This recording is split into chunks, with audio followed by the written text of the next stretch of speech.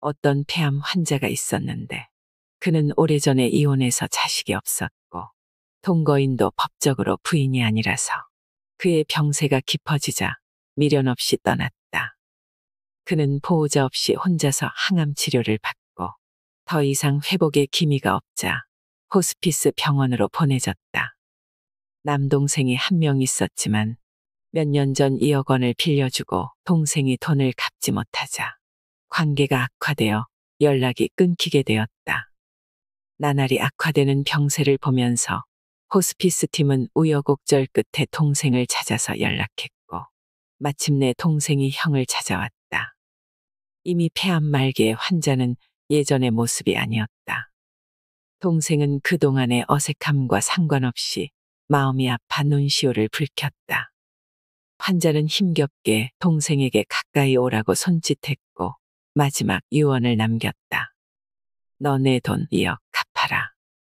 비록 동생이 돈을 갚지 않은 것은 잘못된 행동이었지만 형으로서 마지막 떠나는 길에 동생에게 돈을 갚으라는 유언을 남긴 것은 그 사람이 가진 가치가 오직 돈뿐이었다는 것을 알려준다. 물론 배신감을 느낀 마음도 컸으리라. 남자가 그나마 편하게 떠나려면 동생의 빚을 탕감하고 남은 재산을 의미 있는 곳에 기부하고 떠나는 것이었을 것이다. 어차피 동생 외에는 남은 유족도 없기 때문에 이 세상에 태어난 의미를 조금이나마 찾는 방법일지도 몰랐다. 하지만 그 환자는 오직 동생을 향한 원망과 자신을 떠난 동거인을 향한 분노를 지니고 세상을 떠났다. 다행히 그의 시신은 동생이 거두었고 장례도 치렀다고 한다. 우리는 끊임없이 후회하고 고독하고 두려워하며 살아갑니다. 누구나 인생의 순간순간이 빛나길 원하지만 삶은 생각보다 호락호락하지 않습니다. 죽음 앞에 섰을 때 인생의 끄트머리에 서서 만족하며 눈을 감는 사람은 과연 몇이나 될까요? 독일의 시인 베르톨트 브레이트는 죽음을 그토록 두려워 말라 못난 인생을 두려워하라라고 말했습니다. 죽음은 외면해야 할 존재가 아니라 마주해야 할 대상입니다. 죽음을 직시해야 삶에도 의미가 생깁니다. 죽음이 없다면 삶은 무료하고 아무런 목적도 없을 것입니다. 오늘 소개해드릴 책은 죽음 앞에 섰을 때 어떤 삶이었다고 말하겠습니까?입니다. 먼 훗날에 올 죽음을 상상하면서 거꾸로 지금의 삶을 돌아보세요. 나는 어떻게 살았고 앞으로 어떻게 살아가야 할 것인지 생각해보는 소중한 시간이 되시길 바랍니다. 본받아야 할 인간상과 피해야 할 인간상. 공자는 세 사람이 길을 가면 반드시 나의 스승이 있다고 말했다. 여기에서 흥미로운 것은 그 중에서 선한 것을 택해서 따르고 선하지 않은 것은 그것을 거울 삼아서 고쳐라라고 조언한 점이다. 즉, 좋은 점을 배우는 것은 당연하지만 그렇지 않더라도 본보기 삼아서 자신도 그와 같은 문제가 없는지 비추어 보라는 것이다. 우선 나의 인맥을 다시 한번 돌아보고 이 중에서 나에게 스승이 될 만한 사람이 있는지 따져보는 것이 어떨까. 타인에게 베풀기를 좋아하고 덕을 쌓는 사람이 있다면 그 점을 배우면 된다. 철저한 자기 관리로 나이에 비해 젊게 사는 사람이 있다면 이 또한 참조할 만하다. 반면 나이가 들수록 점점 꼰대가 되고 귀를 막고 사는 사람도 있다. 오로지 자신의 경험과 연륜만이 옳다고 믿으며 다른 사람의 의견은 묵살한다. 그렇게 고립되어 살아가는 사람이 있다면 이는 피해야 할 인간상이다. 그리고 나도 그 사람과 마찬가지인 건 아닌지 돌아보면 된다. 인간은 사회적인 동물이기 때문에 관계를 피할 수 없다. 더군다나 나이가 들면 더욱 그렇다. 친구, 직장 동료, 각종 지인들이 그렇다. 사실 그 관계를 유지하는 것도 벅찰 것이다. 그만큼 인간관계는 여러 방면에서 복잡해진다. 하지만 이럴 때일수록 관계를 재점검할 때다. 단지 사회적 관계를 유지하고 외롭지 않기 위해 억지로 어울리는 관계가 있지 않은가. 혹시라도 소외당하는 것이 두려워서 울며 겨자 먹기로 모임에 나가고 있지는 않은가. 그렇게 사회적인 체면을 위해서 연결되는 가느다란 관계는 결국 성장과 변화에 그다지 도움이 되지 못한다. 진정으로 좋아하고 원하는 것을 생각해보고 나와 맞는 가치관을 가진 사람들로 주변을 채우고 가느다란 관계를 정리하거나 만나는 빈도수를 낮추는 것이 맞다. 관계는 중요하다. 내가 어떤 사람과 관계를 맺느냐에 따라서 인생이 좌우된다고 해도 과언이 아니다. 물론 가장 안전하고 오랜 관계는 어릴 적부터 맺어온 친구와의 우정이다. 그 무엇도 이것을 대체할 수는 없다. 하지만 때로는 그 관계조차 외로움을 달래기 위한 관계였는지 다시 한번 돌아볼 때다. 어릴 적의 나는 지금의 내가 아니고 친구도 마찬가지이다. 오랜 시간 동안 다른 시간과 공간에 있었다면 그 격차는 더욱 벌어졌을 것이다. 단지 예전에 대한 향수로 관계를 억지로 끌고 가는 것도 다시 한번 돌아볼 일이다. 주변의 관계를 나의 변화와 발전을 위한 수단으로만 여기자는 이야기는 아니다. 하지만 그 관계가 우리의 남은 인생에 상당히 중요한 역할을 하는 것도 사실이다. 지금 돌아봐야 하는 것이 바로 인간관계다. 내가 죽음을 맞이했을 때 내 주변에 있을 친구들은 과연 누구일까? 내 병상에 서서 또는 나의 장례식장에서 애도해줄 친구들을 생각해보면 인간관계는 의외로 쉽게 정리될 것이다. 순리를 받아들여야 할 때가 있다. 우리는 늘 초조함에 시달린다. 치열한 경쟁 사회에서 살아남기 위해 좋은 대학에 입학하고 좋은 직장에 취직하고 좋은 집을 마련하고 좋은 파트너를 만나는 등등 공부에서부터 시작해 대학에 이르기까지 성공의 고속열차를 타기 위해 열심히 노력하고 남보다 앞서게 되면 뛸 듯이 기뻐한다. 나이가 들수록 이러한 속도가 인생의 전부는 아니라는 사실을 깨닫게 된다. 60이 되고 70이 되면 모두 자신의 건강을 걱정하는 평범한 사람이 되기 때문이다. 물론 남들보다 노력하면 분명히 좋은 결과가 따라온다. 누구나 꿈꾸는 삶, 예를 들어 골프를 치고 쾌적한 환경에 살면서 해외여행까지 무리 없이 다니는 삶을 살게 될 수도 있다. 하지만 그런 삶을 누리게 되더라도 결국 나보다 더 잘 살고 더 좋은 곳으로 여행을 다니는 사람을 부러워하게 된다. 상향 비교는 어쩔 수 없는 사람의 본능이다. 그러나 이를 그대로 따르는 것은 멈출 수 없는 고속열차에 스스로 올라타는 것과 마찬가지다. 우리는 결국 모두 종착역에서 만나게 된다. 그 누구도 생로병사를 벗어날 수는 없다. 부자이고 권력자라도 말이다. 세상을 살다 보면 뜻대로 풀리지 않는 경우가 많다. 최선을 다했음에도 불구하고 원하는 결과가 나오지 않기도 한다. 그럴 때 당연히 절망과 좌절을 느끼게 된다. 하늘을 원망하고 싶은 마음도 들 것이다.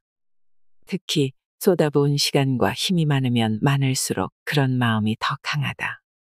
그러나 어느 순간에는 놓아버릴 때도 필요하다. 마치 어떤 일에는 시간이 필요하듯이 잠시 시간을 주는 것도 방법이다. 무조건 매달린다고 해결되는 것은 아니다.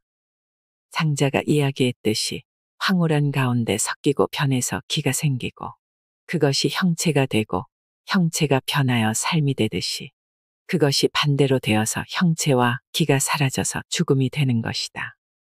이것이 삶과 죽음의 순환 과정이다. 우리는 젊은 시절 청운의 꿈을 안고 열심히 노력한 결과 좋은 성취를 이루고 잘 살게 되었지만 언젠가는 그 끝이 있게 마련이다. 그렇기 때문에 인생을 좀 더 크게 볼 필요가 있다. 최선을 다하는 자세는 중요하다. 그러나 순리를 받아들이는 자세도 똑같이 중요하다. 어차피 인간이란 존재는 기와 형체, 생명으로 이루어졌다가 마치 계절이 변하는 것처럼 끝이 있게 마련이다. 그러한 변화를 인정할 때 부와 명예, 사회적 지위 등에 집착하는 마음을 조금이나마 내려놓을 수 있다. 맹자가 세상의 근본이 나에게 있다고 말한 이유. 스마트폰에 빠져 아이를 신경 쓰지 않는 아버지가 있다. 그는 스마트폰 화면에 시선을 고정한 채 기계적으로 아이에게 밥을 먹인다. 아이의 귀여운 모습은 쳐다보지도 않은 채 말이다. 다음 숟갈을 먹이려다 보니 어느새 아이가 반항기 가득한 청소년으로 훌쩍 성장했다. 아버지는 다소 놀란 표정을 짓는다. 이어서 아버지는 나이가 들고 자식은 성년이 되었다. 아버지가 대화를 나누려고 하나 이번에는 자식이 스마트폰만 쳐다본다.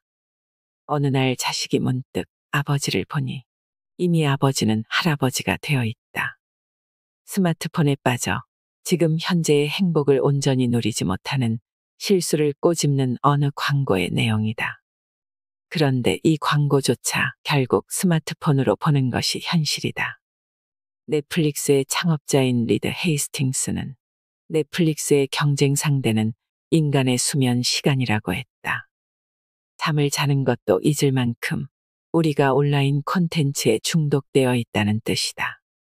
온라인 콘텐츠에 노출되는 시간을 줄여야 하는 것은 당연하지만 더 중요한 것은 우리가 많은 여가 시간을 보내는 온라인 공간에 가족이 없다는 것이다. 온라인을 통해 재미있는 것을 보며 휴식 시간을 갖는다 해도 그 시간이 나에게 행복을 보장하지는 않는다. 오히려 잠을 덜 자게 되어 피곤하고 가족에게도 짜증을 내기 십상이다. 맹자가 국가의 근본은 가정이고 가정의 근본은 나 자신이라고 한 것이 바로 이와 같다. 사서 중 하나인 대학에 수신제가 치국평천하라는 말이 나온 것도 같은 이유다. 나라가 평온하려면 우선 나 자신을 바로 세워야 한다. 그래야 가족이 평온하고 나라도 평안해진다. 마찬가지로 가족과 나라가 평온해야 나도 평온해진다고 해석할 수도 있다. 나를 바로 세운다는 것은 어떤 것일까? 공부를 하고 교양을 쌓으면서 몸과 마음을 수양하라는 의미다. 삶의 가치관을 바로 세우면 인생은 보다 풍족해지고 가족에게도 더 많은 신경을 쓸 수 있다. 하지만 나의 정신이 다른 곳에 매몰된다면 나도 길을 잃고 가족도 길을 잃는다. 나의 가치관이 오직 부와 명예라면 가족에게 소홀하게 된다. 만약 목표를 달성한다 하더라도 가족이 행복해할지 알 수 없고 나 역시 마찬가지다. 실제로 사회적으로 성공한 인사들을 보면 가족에게 소홀한 경우가 많다. 그러한 사람들이 국가의 정책을 결정하는 자리에 있다면 각 가정에서 겪는 어려움을 진심으로 공감할 수 있을까?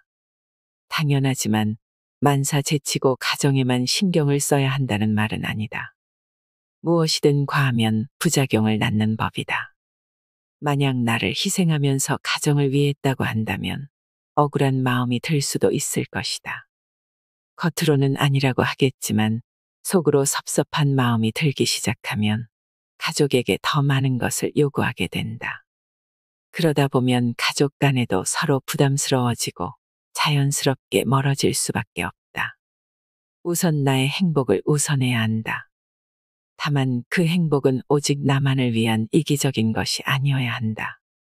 나를 충전하고 그 충전된 힘을 남은 가족에게 베풀기 위함이다.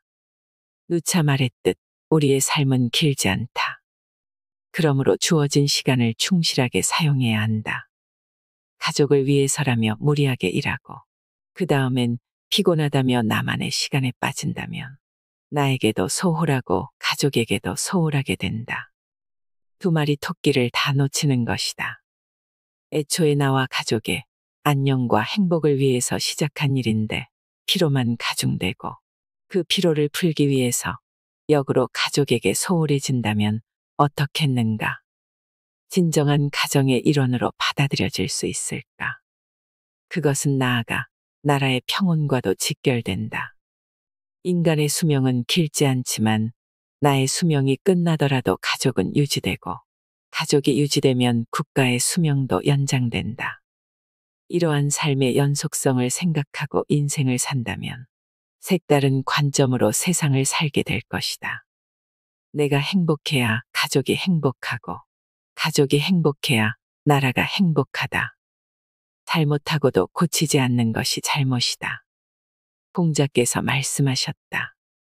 마흔이 되어서도 여전히 사람들에게서 미움을 받는다면 그 인생은 끝난 것이다.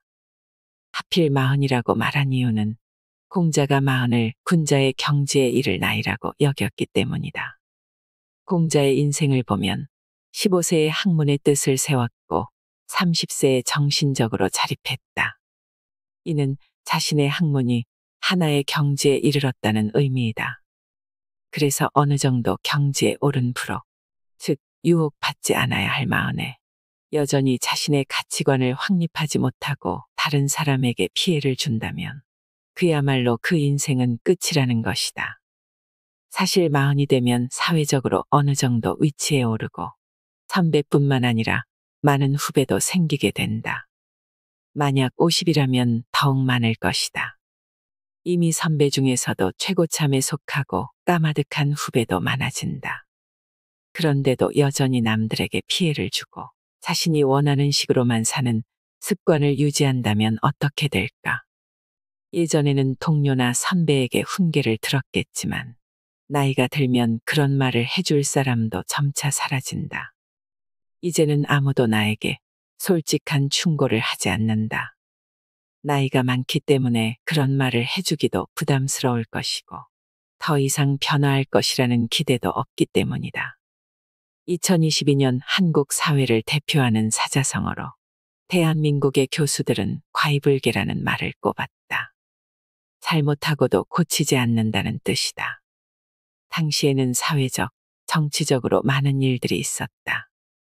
누군가의 명백한 잘못도 있고 아닌 것도 있다. 하지만 어른으로서 책임을 져야 하는 일에도 변명만 하고 회피하기 일쑤였다. 그런 사회를 향한 실망감을 나타낸 것이다. 사실 이러한 이슈를 제기한 학계에도 여전히 일부 교수의 잘못된 행태로 자성을 요구하는 목소리가 높기는 하다. 과이불개는 논어의 편에 나오는 글귀다. 과이불개, 시위과애로서 잘못하고도 고치지 않는 것, 이것은 잘못이다 라는 뜻이다. 즉, 누구나 실수를 하고 잘못을 할 수 있지만 그것을 인지하고도 고치지 않는 것은 문제라는 의미다. 마흔은 한창 사회적으로 바쁘고 누군가는 승승장구하는 시기이기 때문에 미처 자신을 돌아볼 틈이 없다.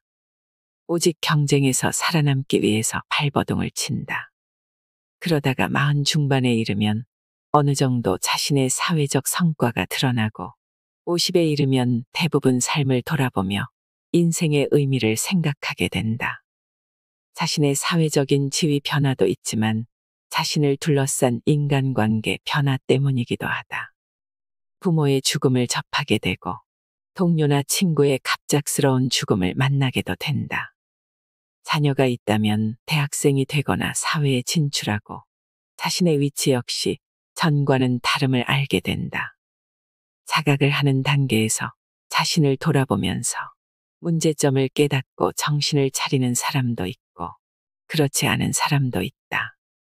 그런 대로 잘 살고 있다면 괜찮겠지만 만약 주변 사람들이 나를 두려워하거나 미워하거나 또는 소외시킨다면 거기에는 이유가 있을 것이다. 사회적 시선과 상관없이 혼자 꿋꿋하게 살 수 있다고 자신한다면 모르겠지만 조금이라도 사랑을 받거나 줄 수 있는 관계를 원한다면 자신을 뒤돌아봐야 한다.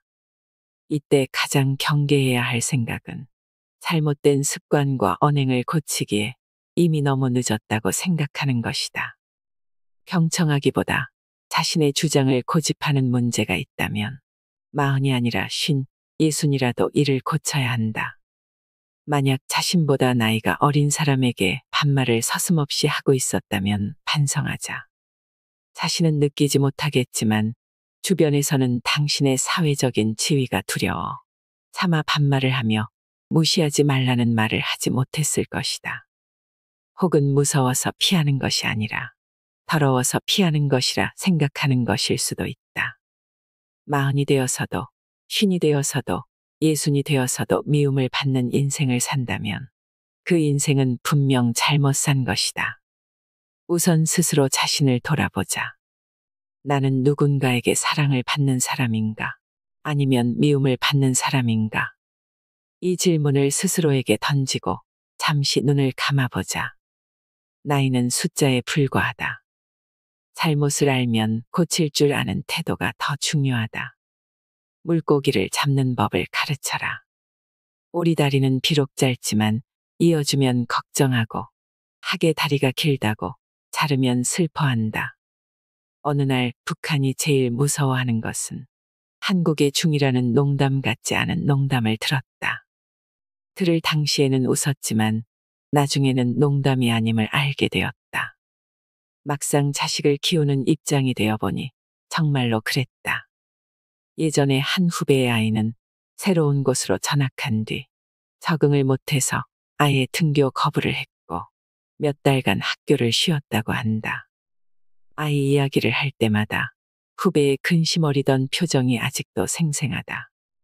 최근에는 주변에서 자퇴하는 학생도 심심치 않게 볼 수 있다. 자신의 길을 주체적으로 가려는 모습은 보기 좋지만 부모의 입장은 그렇지 않다. 아이가 조금이라도 평탄한 길을 가기를 원하는 것이 부모의 마음이니까 더욱 그렇다. 어느 방송에서 유명한 강연자가 이런 이야기를 했다. 본인도 자식만큼은 정말로 컨트롤하기 어렵다고 말이다.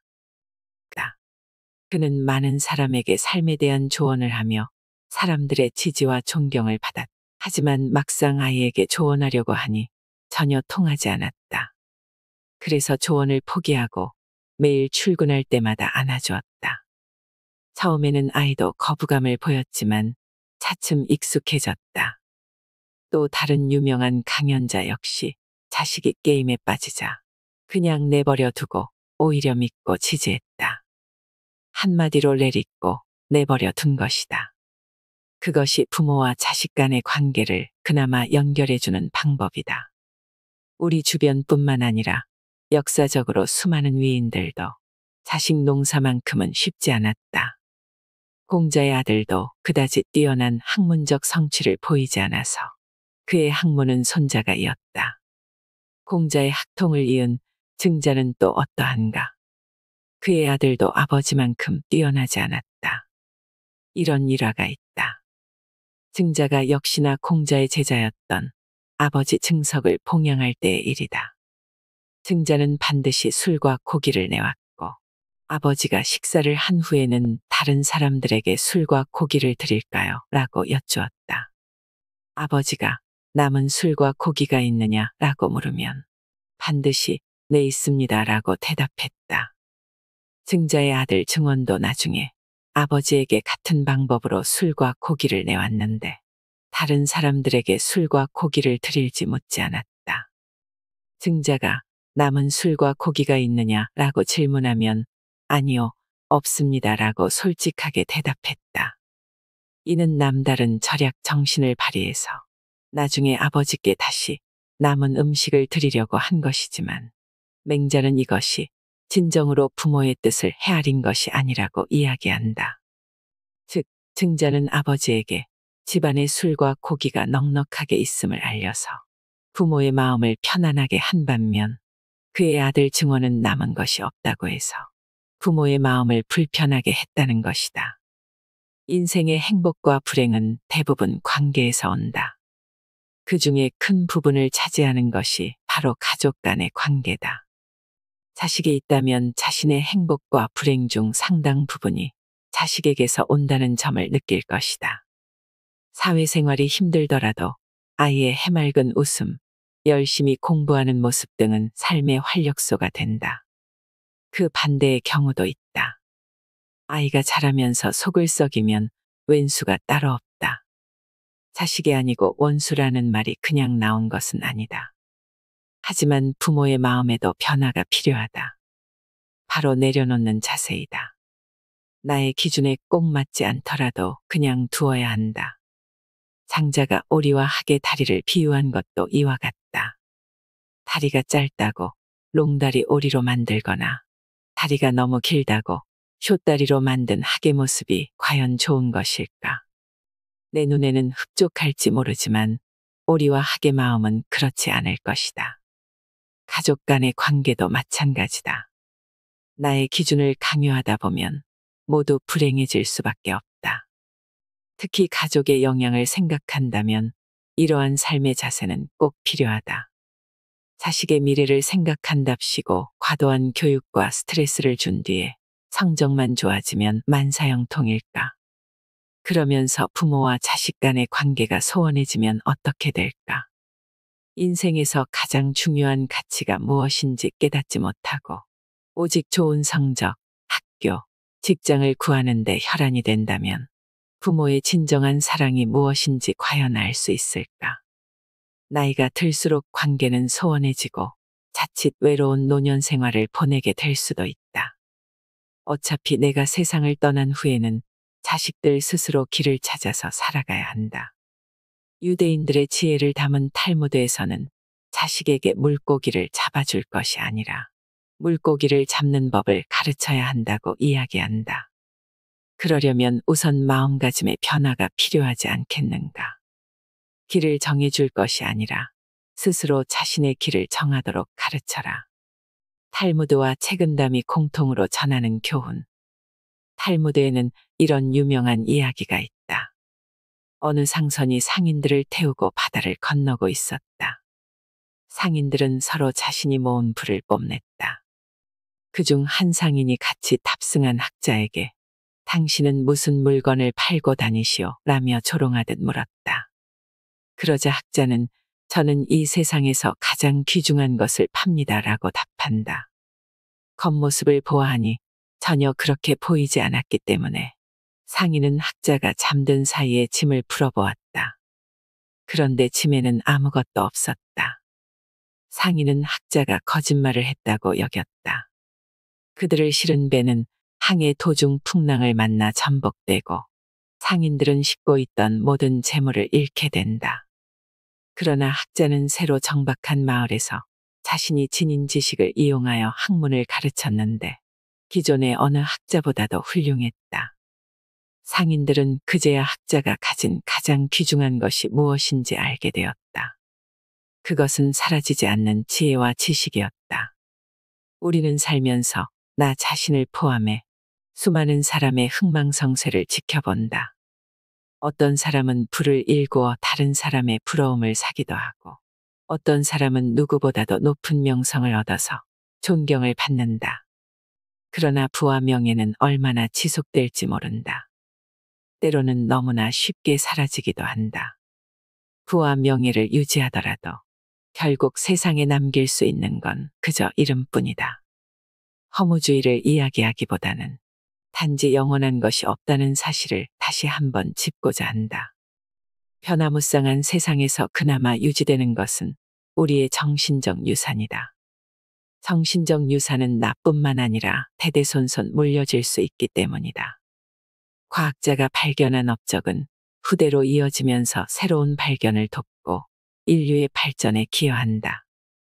스티브 잡스가 개발한 아이폰, 일론 머스크가 대중화한 전기 자동차, 제프 베이조스가 만든 거대한 물류 시스템 같은 유산은 대대손손 물려진다. 이렇게 커다랗고 위대한 유산을 남기라고 말하려는 것은 아니다. 이를 계기로 내가 가진 자산이 무엇인지 돌아보자. 자신이 하찮다고 여기는 것이라도 누군가에게는 도움이 될 수 있다. 물질적인 도움뿐만 아니라 사회생활, 가정생활을 하면서 깨달은 지혜가 바로 그것이다. 이런 자산은 다른 가족원에게 물려줄 수 있고 친구와 지인들에게도 나눌 수 있다. 나누면 나누는 만큼 다른 누군가는 혜택을 볼 것이다. 그런 마음으로 자신이 가진 무형의 자산을 돌아보고 그것을 유산으로 남길 방법을 생각해 보자. 이를 위해 스스로 더 공부하고 지혜와 덕을 키워야 한다. 단지 아는 것에 그치지 않고 어떻게 더 잘 전달하여 다른 이에게 도움을 줄 수 있을지 고민할 필요가 있다. 책은담에는 사람이 죽은 뒤에 자신의 은혜와 덕이 오랫동안 흐르게 하여 사람들에게 그 끝이 없음을 알게 해야 한다는 말이 나온다. 물질적인 것은 사라지지만 정신은 그렇지 않다는 말이다. 고대로부터 내려온 철학이 대표적인 예다. 셀 수 없는 철학자들의 유산 덕분에 인류는 삶에 대해서 더 고민하고 고찰하려고 노력한다. 그 은혜와 덕은 아직도 흐르고 인류가 존재하는 한 영원할 것이다. 대부분 사람은 이런 고민 없이 살다. 삶의 마지막에서야 인생을 회고하면서 후회한다. 지금이라도 생각해보자. 내가 남길 수 있는 그리고 남겨야 할 자산은 과연 무엇일까? 거창하게 생각할 것은 없다. 만약 단 하나의 교훈이나 문장을 후세에 남길 수 있다면 무엇을 남기고 싶은가? 어떻게 마음을 다스릴 것인가? 그야말로 분노의 시대다. 분노하기라는 학문이 생겨야 될 것 같은 생각도 든다. 서로가 서로를 미워하고 증오하면서 전쟁이 일어나거나 광기 어린 살인, 작게는 말다툼과 댓글 전쟁 등이 벌어진다. 우리는 왜 이렇게 분노하게 된 것일까? 나이가 들면서 우리는 이러한 마음을 다스릴 수 있을까? 사실 나이에 많고 적음과 상관없이 여기저기서 분노가 폭발하고 있다. 하지만 인생의 황혼기에 접어들면서까지 여전히 누군가를 미워하고 적대시할 필요가 있을까? 용서까지는 아니더라도 적어도 나의 마음의 평화를 위해서 노력해야 하지 않을까? 나이가 들수록 점차 세상사에 초연하게 된다. 일희일비하던 일들이 사실 그다지 중요하지 않음을 알게 되기 때문이다. 인생의 희로애락도 결국 세월이 지나면서 자연스럽게 해결이 되거나 잊힌다. 이러한 인생의 지혜를 깨달으면 다행이지만 그렇지 않은 경우도 다반사다. 나이 어린 친구가 버르장머리 없다고 화를 내거나 가족이나 친구의 말 한마디에 감정이 오락가락한다. 심지어 누가 내 차 앞에 끼어든다고 경적을 울린다. 그런데 이런 분노의 감정들은 오래 지속되지 않는다. 얼마간의 시간이 지나가면 잊히는데도 거기에 너무 쉽게 좌우된다. 나이가 들면서 잊지 말아야 할 것은 마음의 평정이다. 화가 나면 화를 내고 기쁘면 기뻐하고 슬프면 슬퍼하고 고통스러우면 고통스러움을 보이고 싶은 것은 당연하다. 우리는 인간이기 때문이다. 아무런 동요가 없다면 그것도 이상하다. 하지만 점차 나만의 노하우를 찾아야 한다. 분노가 치밀어 오를 때 버럭 화를 내고 받아치기보다는 한 템포 잠시 쉬거나 아예 장소를 피하는 방법이 있다. 슬픔이 밀려올 때도 거기에 너무 좌우되기보다는 기분을 환기하기 위한 노하우를 찾아야 한다. 예를 들어 산책을 하거나 멘토나 친구, 가족과 같이 이야기를 하고 슬픔을 나누는 등의 방법이 있을 것이다. 우리가 인생을 마무리할 때도 이러한 노력이 도움이 된다. 치명적인 병에 걸리거나 곧 죽음이 임박해서 슬픔이나 좌절의 기분을 느낄 때 평소 스스로 마음을 치유할 수 있는 방법을 찾는다면 마지막을 준비하는 데 힘이 될 것임에 틀림없다. 그것이 바로 인생의 지혜이고 어른의 지혜다. 마지막 평화를 위해서 마음을 다스리는 법을 익혀야 한다. 여러분, 어떻게 죽음을 맞이해야 할지 실마리를 찾으셨나요? 지난 세월 동안 치열하게 살아왔지만 죽음에 대해서는 남의 일처럼 치부하며 살았던 것은 아닐까 합니다. 시간이 아무리 흘러도 절대 변하지 않는 것들이 있습니다. 사람은 모두 죽는다는 것입니다. 꾸준히 노력하다 보면 점차 삶과 죽음의 의미가 보이고 어떻게 살아가야 할지 해답을 찾으실 수 있을 거라 생각합니다. 유한한 삶이기에 우리는 더더욱 가치와 의미를 찾을 필요가 있습니다. 남들의 시선에 맞추지 말고 내면의 목소리에 귀를 기울여 보세요. 행복도 고통도 내 마음에 달려 있습니다. 이상으로 인생의 품격이었습니다. 하루하루 당신의 품격이 더 빛나길 바랍니다.